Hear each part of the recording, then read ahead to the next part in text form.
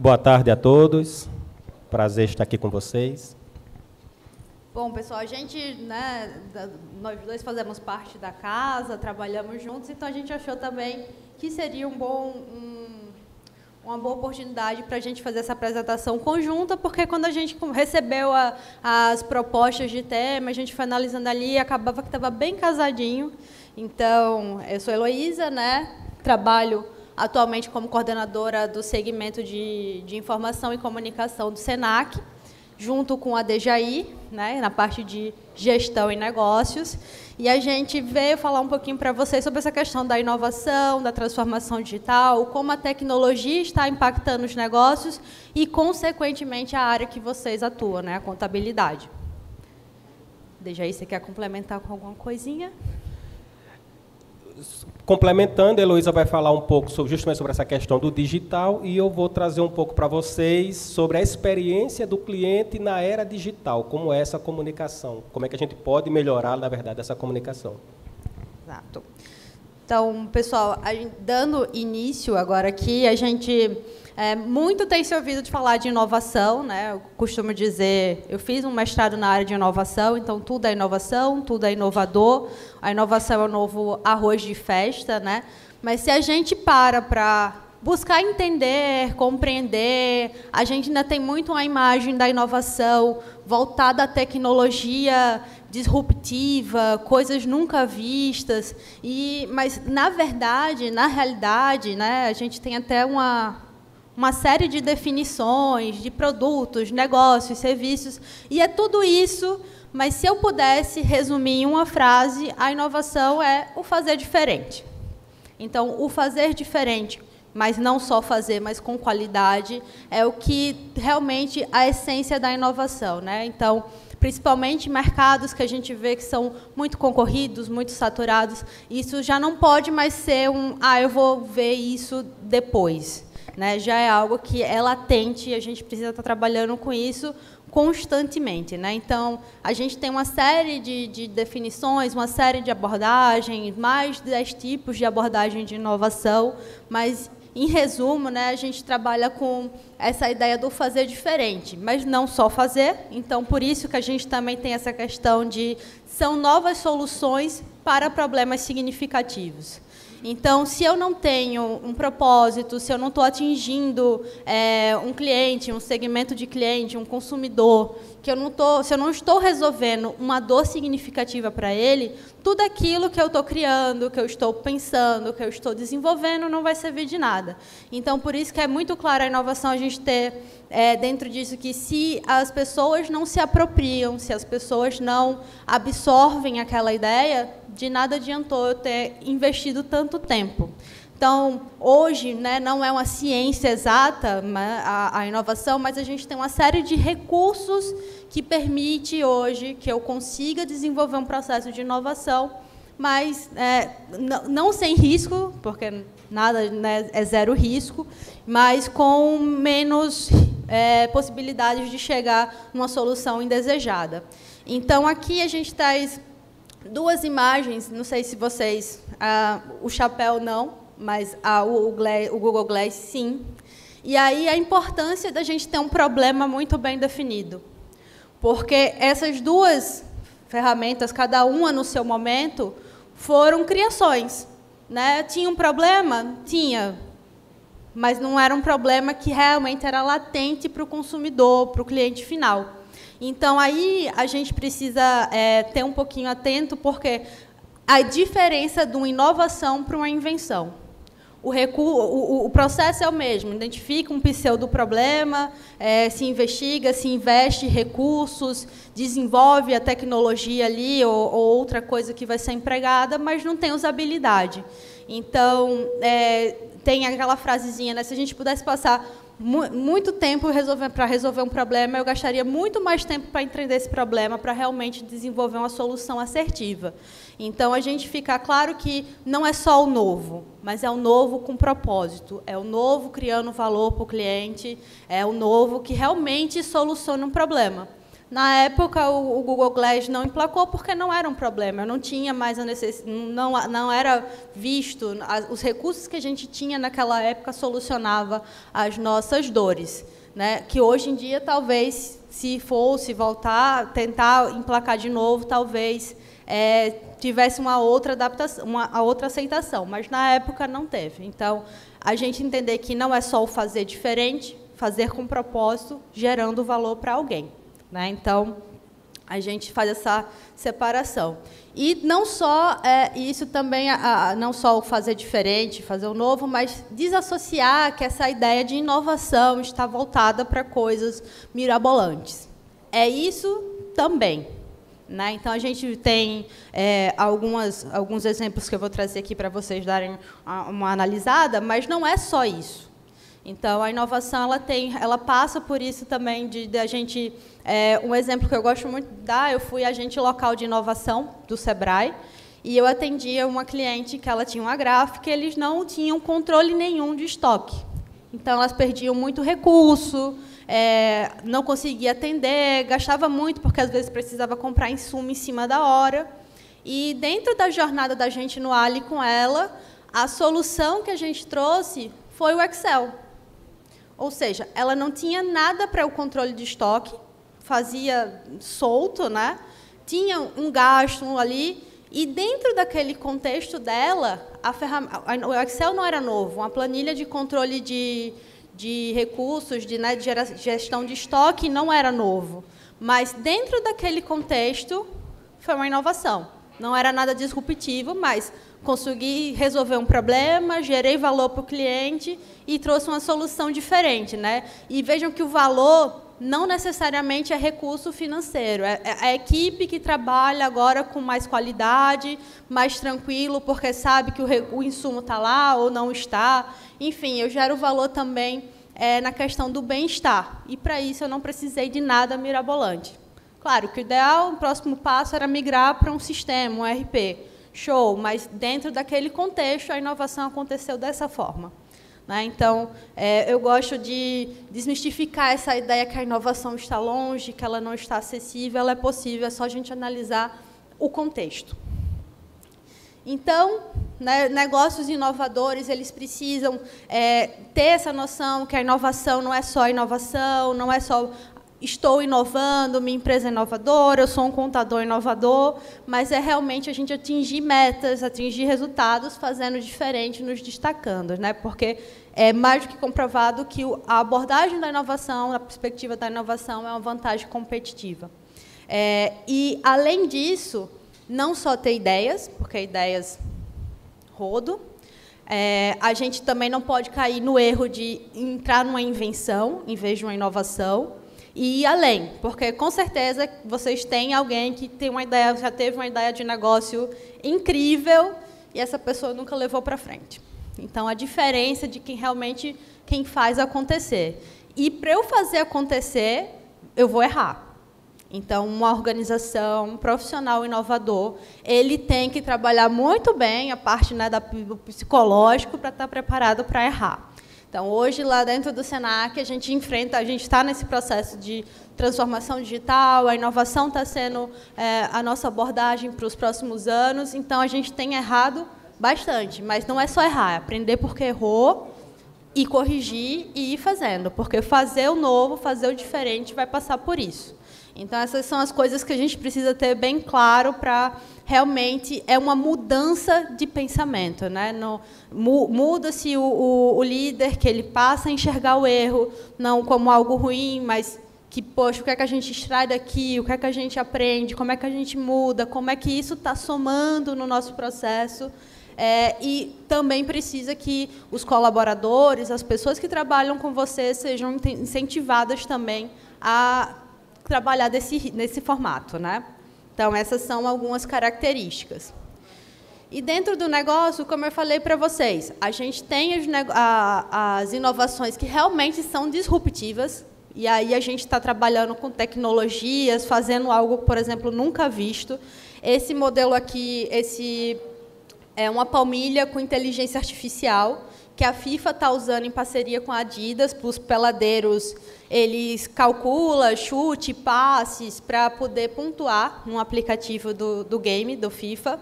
Então, é algo que realmente tipo, não existia, é algo novo, você vê que a união das empresas, né, produzindo um artefato. Então, essa a gente costuma trabalhar como algo mais difícil de se alcançar, né, para você criar algo completamente novo e requer muito, muito, muito estudo para realmente não se tornar algo só uma criação que não é absorvida pelo mercado. E a gente também tem a inovação da perspectiva estratégica. Então, aqui a gente já começa a ver soluções que não são mais as tecnologias mais mirabolantes, mas é um processo que muda, uma abordagem que muda. Por exemplo, a Toyota viu, dentro desse modelo de aplicativos, de aluguel de carro, da popularização do Uber, da receita recorrente, né, da gente estar todo mês pagando ali a Netflix. Então, acender uma luzinha, e se eu não vender o carro, e se eu alugar? Então, esse modelo, eu acho que está rodando em São Paulo, eles estão testando.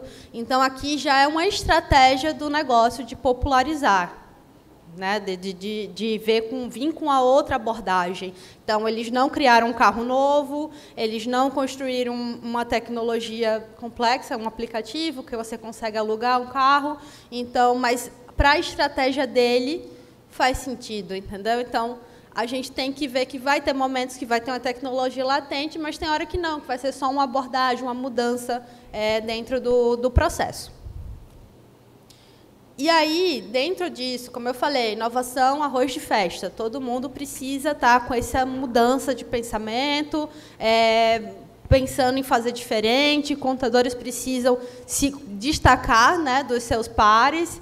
E aí veio um negócio chamado transformação digital. Eu dava aula sobre empreendedorismo em 2019 para os meus alunos. Eu falava, transformação digital está chegando, a gente, trabalhando com negócio, precisam estar antenado nisso, poucas empresas estão preparadas para o que vai acontecer, e aí veio a pandemia. Então, a aula do segundo semestre de 2019 para o início de 2020 já foi: lembra do que a gente viu lá? Está acontecendo agora. Transformação digital é essa popularização que a gente está vivendo exponencialmente da tecnologia em nossas vidas. Né? É o celular que a gente não sai de perto, é o trabalho online, é o universo de ferramentas onde a gente não deixa de existir fisicamente e não vive só no digital, mas há uma integração, e essa integração foi muito forte, né, nesses últimos períodos da pandemia. Coisas que a gente pensava que seriam impossíveis de ser realizadas passaram a ser realizadas com a tecnologia.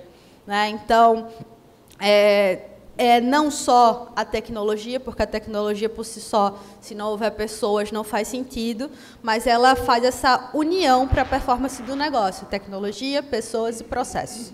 Então, é isso que a gente precisa estar olhando, porque a inovação geralmente está vindo desse processo, né, da transformação digital. E aí, isso aqui, as empresas até o final da década de 90, a tecnologia estava aqui, ó, ela entrava forte. Os negócios tinham um setor de tecnologia e entrava aqui no máximo no marketing. Ela não passava pelas outras áreas do negócio. Então, dentro da transformação digital, a gente passa a ter esse movimento já mais fluido. Então, já tenho sistemas para trabalhar no RH, já tenho sistemas para trabalhar no meu financeiro, eu já não posso mais ver a TI como uma salinha dentro do meu negócio, que ficam umas pessoas lá e eu não sei muito bem o que está acontecendo. A tecnologia ela tem que vir para o centro, que aí é o que acontece, né? A gente vê muito nesses modelos de startups, mas que não pode ficar só restrito às startups. Né? Então, uma empresa que a gente diz como tradicional, ela tinha o digital aqui como uma parte. E a gente precisa fazer essa mudança, trazer a TI, o digital, para o centro. Porque aí a gente vai conseguir fazer com que todas aquelas áreas extraiam o seu potencial e o seu máximo, focando sempre em tecnologias, pessoas e processos. Tá? E aí, dentro da pirâmide digital da transformação, a gente tem algumas premissas que a gente está nas operações, experiência de clientes e modelo de negócio. Então, né, a palestra da DJI, que seria o que viria depois, que focaria nessa experiência do cliente, a gente uniu aqui porque daria mais sentido, para não ficar meio redundante as nossas abordagens, mas a transformação digital ela tem esses pilares, né? Então, as operações, a gente tem que trabalhar hoje com metodologias ágeis, né? Então, o ágil, ele vem dessa questão da TI, ele nasce lá com o Scrum, mas nada mais é do que eu estar sempre dentro do meu processo, revisando requisitos, vendo o que está sendo desenvolvido, para que eu não faça todo o meu processo, envolva todas as pessoas e recursos necessários para chegar no final e desenvolver uma solução ou um serviço que não é o que o meu cliente queria. Então, o modelo ágil de eu fazer, aprender e refazer nesse ciclo, ele permite com que eu desenvolva soluções mais assertivas e caminhe para a inovação e não para uma invenção.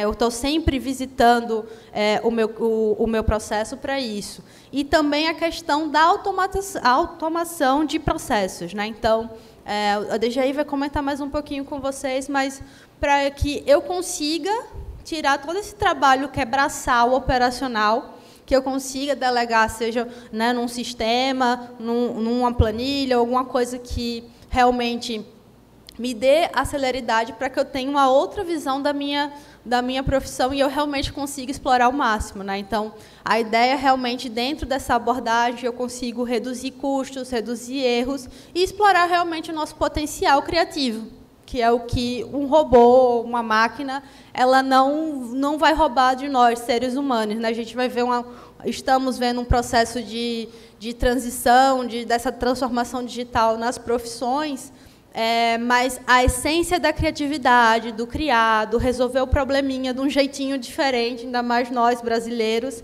ela não é copiada. Então, a gente tem que se apegar muito a isso. Por isso que a questão da inovação está sendo muito discutida, que é como as soluções criativas que a gente dá para os problemas.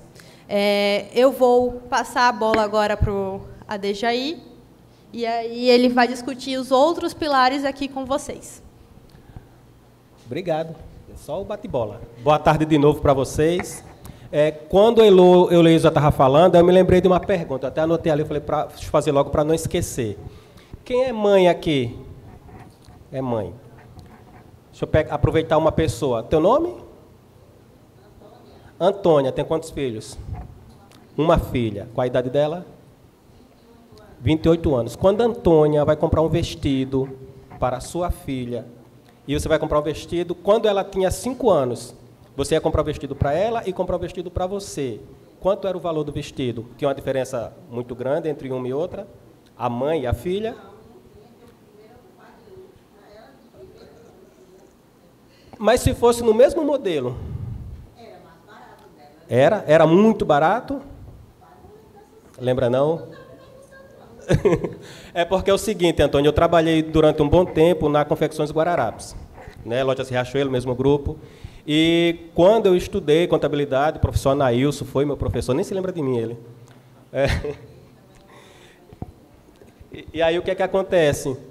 Trabalhando lá, uma coisa que a gente identificou, quando chegava no Dia das Crianças, a gente está na Semana das Crianças, e a gente fazia a promoção de compre 2, tal mãe, tal filha. Você comprava o vestido da mãe e comprava o vestido da filha. Só que na divisão dos custos, o vestido da filha, quando fosse fazer a precificação, era mais caro no final do que o vestido da mãe. E as costureiras não entendiam, porque ela dizia, poxa, se eu estou fazendo um vestido para a filha e estou fazendo um vestido para a mãe, eu estou gastando mais material, por que é que o preço é mais caro? Porque aí, quando a gente vai estudar, analisar, a gente verifica que a mão de obra representa 60% a 70%, dependendo da fabricação. Aí você pega a padaria e por aí vai. Então, por que eu fiz essa pergunta para chegar aqui? O esforço é realizado não só para fidelizar, mas também para engajar o ponto de transformar um cliente em um divulgador da empresa. Aí, por que eu fiz essa questão de analisar o vestido da filha com a mãe, Porque em toda empresa a gente tem o setor operacional, setor estratégico, setor tático e setor operacional. Dependendo do porte da empresa e do segmento que ela trabalha, o setor operacional ele abarca muito dos custos. E aí, quando a gente fala em digital, o que seria o digital? É eu tentar reduzir esse trabalho operacional para justamente reduzir custos. E aí vai a inteligência artificial fazer esse trabalho que seria repetitivo. Então, eu tenho que identificar na empresa que trabalho repetitivo é esse, que eu posso colocar a inteligência artificial, o que a Heloísa falou justamente muito bem, que é a questão de eu estar trabalhando, vão acontecer erros, os erros são importantes, mas eu preciso otimizar e automatizar algumas atividades. E aí vem a pergunta, uma outra pergunta. Não parece, mas isso aqui é um hospital. Que foi só para fazer uma brincadeira com vocês. E aí a pergunta é, eu preciso entender quem é o meu cliente para prestar o melhor serviço para ele. Na opinião de vocês, quem é o cliente de um hospital? Quem é o cliente de um hospital? A pessoa que está doente, a pessoa que está enferma.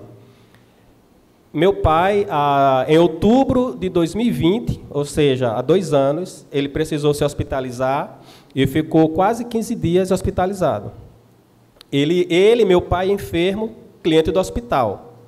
Precisava de um acompanhante, então eu fiquei dormindo lá no hospital acompanhando ele. Eu sou o que do hospital? Também sou o cliente. Então eu começo a entender que, o cliente do hospital é o enfermo, mas o acompanhante também é um cliente. Os fornecedores também são clientes. Os contadores, prestadores de serviços também são clientes. A comunidade em si, que está ali perto do hospital, também são clientes. Então, quem é o cliente de uma empresa, independente do segmento? Todos podem ser clientes da empresa, independente do segmento. Aí tem aqueles que eu vou prestar o serviço diretamente e o serviço indiretamente. Olha como começa a aumentar a questão de o que eu preciso entender, qual é o meu serviço, qual é o segmento que eu estou trabalhando, no eixo que eu estou trabalhando, quais são os clientes que eu atendo, quais são os clientes que eu vou prestar serviço. Esse serviço precisa ser muito bem elaborado e analisado pela pessoa que está obtendo esse serviço para ela falar bem do meu negócio, do meu serviço. Deu para entender? Que o cliente do hospital não é só o enfermo, tem todo um público em geral, então eu preciso atender todo esse público. E aí o que é que acontece? Inteligência artificial acelera os processos no meio jurídico e estimula o trabalho estratégico de profissionais do setor. Isso aqui foi uma reportagem do aplicativo da IBM, de sistema da IBM, que ela utiliza a inteligência artificial justamente para diminuir o trabalho operacional ou otimizar o trabalho operacional, reduzindo custos. Muitos empresários podem falar o seguinte, eu vou investir no sistema, só que esse investimento, o nome já está dizendo, você vai ter um retorno. Quando eu trago para a questão operacional, o escritório de contabilidade seria a mesma coisa. O que é que eu posso investir para reduzir o trabalho operacional, consequentemente reduzir custos, e eu, contador, vou me debruçar especificamente no trabalho de relatórios, de análise de informações, onde eu posso conversar com os gestores, diretores da empresa e aí prestar um melhor serviço para o meu cliente. E aí, olha só como fica melhor a questão de eu entendendo quem é o meu cliente, eu conseguindo otimizar a atenção para ele, quais os serviços que eu posso realizar e otimizar essas informações. Além do modelo de negócio, que eu preciso identificar que seja voltado para o digital, há a possibilidade de criar novos negócios. João Apolinário, vou fazer a propaganda dele, ele nem pagou o royalties. João Apolinário, CEO da Polishop, quando iniciou a pandemia em março, no Brasil, em março de 2020, em fevereiro de 2020 eu estava em São Paulo e tive a oportunidade de assistir uma palestra com ele, em fevereiro de 2020. Ainda está, início de 2020, de fevereiro. Quando foi em março, começou a pandemia. E aí ele fez várias lives e eu assisti uma live que interessante. Em fevereiro ele tinha falado algo. Quando foi em março, quando começou a pandemia, que ele foi fazer a live, todo mundo preso dentro de casa, ele começou a conectar Em fevereiro, muita gente achava que era algo que ia demorar a chegar. Quando foi em março, todo mundo viu, poxa, chegou e a gente nem percebeu. O que foi que João Apolinário falou? Tem a ver com isso daqui, negócios voltados para o digital. Quando começou a pandemia, muitas empresas fecharam, não conseguiram realizar suas atividades e precisaram recorrer ao mundo digital para continuar executando suas atividades. E o que foi que ele falou? A maioria das ferramentas digitais que sua empresa está necessitando já existiam há mais de 10 anos. Só que muitas empresas não estavam preparadas para o digital e tiveram que se antecipar agora e correr. Só que as ferramentas já existiam há mais de 10 anos. É aquela questão, é algo que não vai acontecer, é algo que vai demorar. Precisou vir a pandemia e mostrar que todos nós estávamos despreparados. Só que as ferramentas já existiam há bastante tempo. E aí hoje a gente está só otimizando o que a gente já poderia utilizar há bastante tempo. Tem um vídeo, pode me ajudar a colocar? A gente fala muito no digital, no otimizar, só que a gente tem que se lembrar do humanização, que aí tem que ser o digital com a humanização. Que aí é onde entra a questão da experiência do cliente. Foi a pergunta que eu fiz com vocês. Quem são os clientes do hospital? O que é que esse cliente do hospital pode favorecer no meu negócio que eu possa mostrar uma melhor experiência para ele?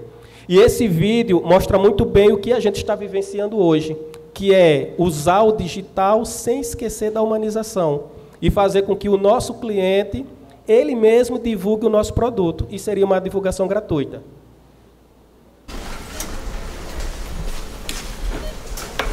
Não se importa? Não tinha umas bolachas biológicas? Eu vou lá consigo. Aqui tem. E se precisar de frutas e legumes, aproveite. São repostos diariamente. Não sei se sabe, mas o peixe do Lidl é ultracongelado em alto mar para conservar as suas propriedades. Está a ver este rótulo? É para que saiba sempre a origem e validade. Seguem as nossas receitas tradicionais com mais carne, menos sal e gordura. Considerado o melhor relação de contacto. Muda de cor com o São as feitas no dia. Muito obrigada pela ajuda. Vê-se bem que gosta de trabalhar aqui. Quem? Eu? Não trabalho aqui, minha senhora. Ninguém nos vende como os nossos clientes.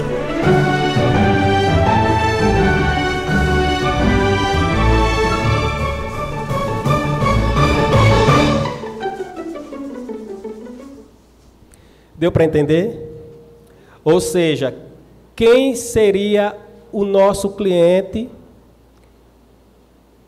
pegando a analogia do hospital, e como eu posso me comunicar com esse cliente e fazer com que esse cliente divulgue o meu serviço. Um cliente satisfeito, e aí tem pesquisas que mostram isso, batendo molhado, que uma pessoa chateada fala mal da sua empresa para 7. Uma pessoa bem atendida, ela vai falar mais ou menos para 3.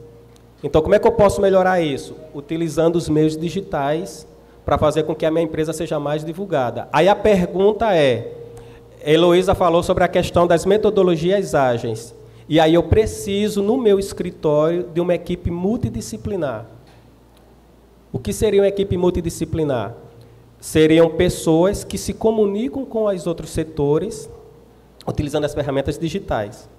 Então, são os clientes internos. Eu atendo bem os meus clientes internos, no caso seriam os colaboradores, a questão de entender o cliente. Eu atendo bem os clientes externos, e aí eu me comunico com eles. E a era da digital, e aí volta para a palestra de João Apolinário que ele falou, que era o que eu tinha falado no início. Em fevereiro de 2020 ele falou algo, muita gente não... Eu estava presencialmente e achei aquilo um pouco estranho realmente, mas em março provou que ele estava certo. A era digital veio mostrar o quê? A gente precisa realizar serviços que sejam escaláveis. O que é algo escalável? Eu consigo atender o maior número de clientes, otimizando e utilizando, às vezes, até menos recursos. Como é que eu consigo isso? Utilizando os meios digitais. Então, começa no processo interno. O processo da minha empresa, ele está otimizado? Eu estou utilizando todas as ferramentas necessárias de forma de otimização, metodologias ágeis?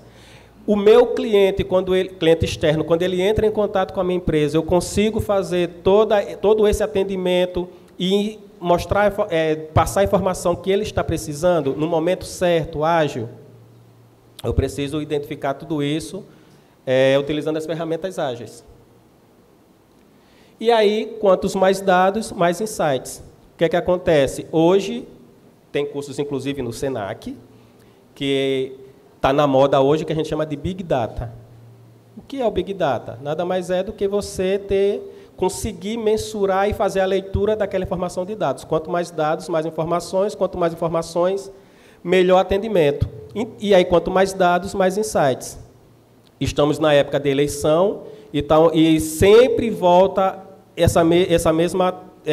esse mesmo tema quando relacionado com pesquisa. Toda eleição acontece isso. Quanto mais informações você tiver, mais dados você tiver, melhor você consegue direcionar a sua campanha.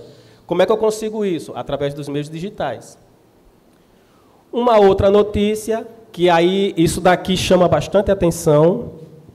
Mesmo com o aumento do empreendedorismo no país, apenas 5% dos contadores consultados pela OMI oferecem entre seus serviços a elaboração de plano de negócios.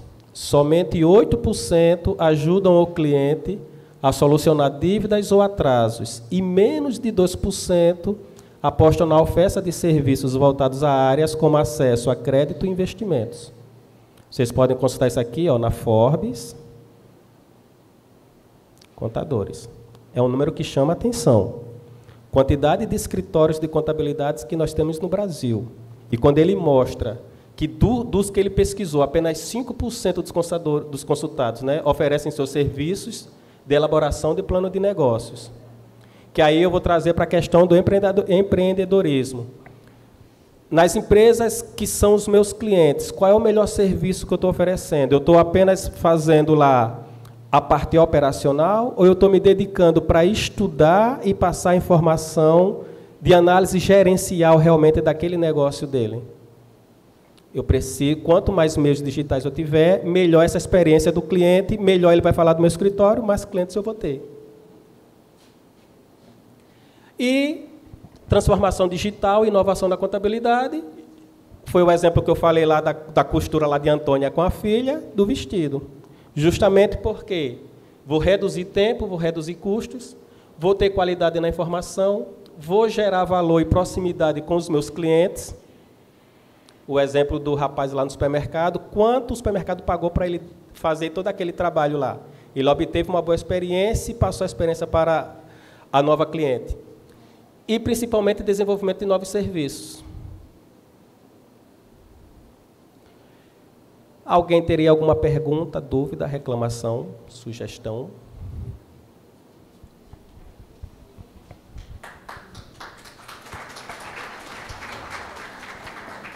Não,